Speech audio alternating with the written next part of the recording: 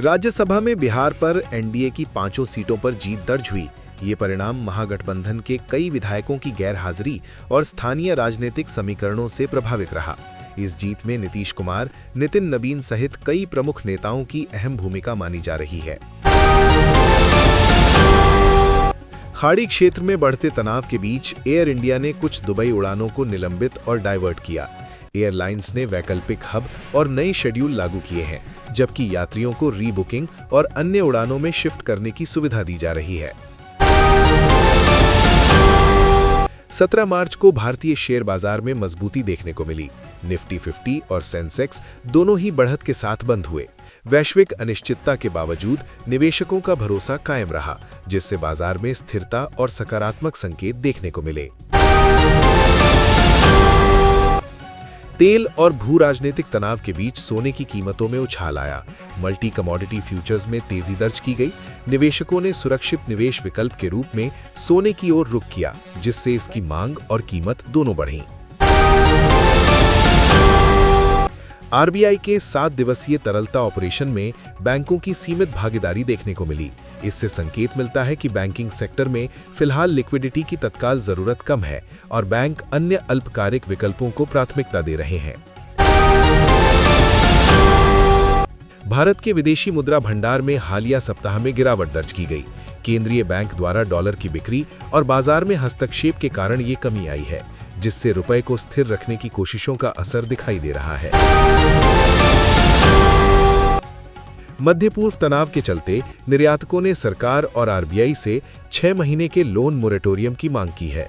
Federation of Indian export organisations ने अतिरिक्त credit limit की भी मांग रखी है, ताकि व्यापारिक दबाव को कम किया जा सके। आईआईटी बॉम्बे में 21-22 मार्च को भारत इनोवेट्स 2026 प्री समिट आयोजित होगा। इसमें 137 डीप टेक स्टार्टअप्स, निवेशक और नीति निर्माता भाग लेंगे। करीब 100 प्रमुख नवाचारों का प्रदर्शन और स्टार्टअप्स के लिए पिच सेशंस आयोजित किए जाएंगे। देहरादून में 20 मार्च को make in India SME summit का आयोजन किया जाएगा। इस इवेंट में एमएसएमई सेक्टर की चुनौतियों, वित्तीय सहायता और विस्तार रणनीतियों पर चर्चा होगी। साथ ही निवेशकों और उद्यमियों के बीच संवाद के अवसर मिलेंगे। जोधपुर जेल से रिहाई के बाद सोनम वांगचुक ने कहा कि लद्दाख के लोग सिर्फ संवाद चाहते थे। उन्होंने शांतिपूर्ण बातचीत और संवैधानिक प्रक्रिया के जरिए समाधान निकालने की अपील की, जिससे क्षेत्र में स्थिरता और समझ बढ़ सके।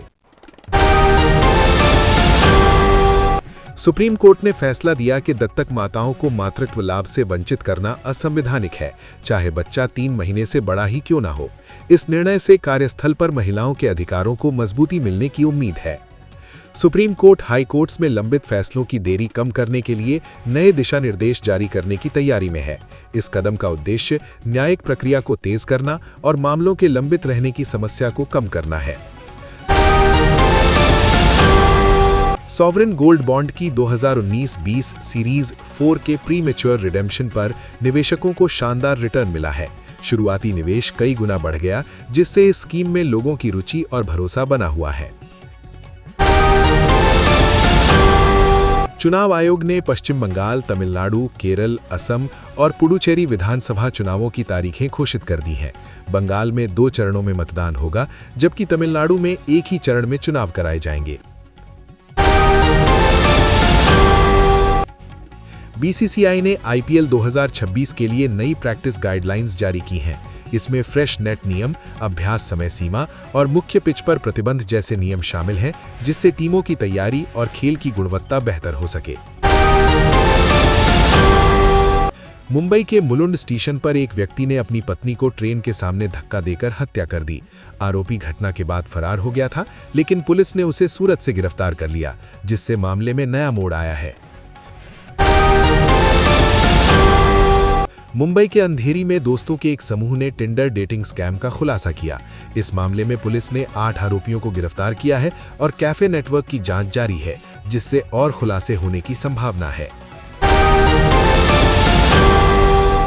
महाराष्ट्र में एसीबी ने एक पुलिस अधिकारी को 1.5 लाख रुपए की रिश्वत लेते हुए रंगे हाथ गिरफ्तार किया है।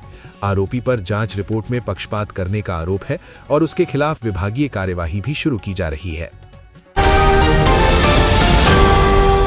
छत्तीसगढ़ की क्रिकेट खिलाड़ी कृति गुप्ता और महक नारवसे का चयन सेंट्रल जोन टीम में हुआ है। उनके हालिया प्रदर्शन के आधार पर ये चयन हुआ है और आगामी टूर्नामेंट में उनसे बेहतर प्रदर्शन की उम्मीद है। यूएई में अस्थायी बंद के बाद एयर स्पेस को फिर से सामान्य कर दिया गया है।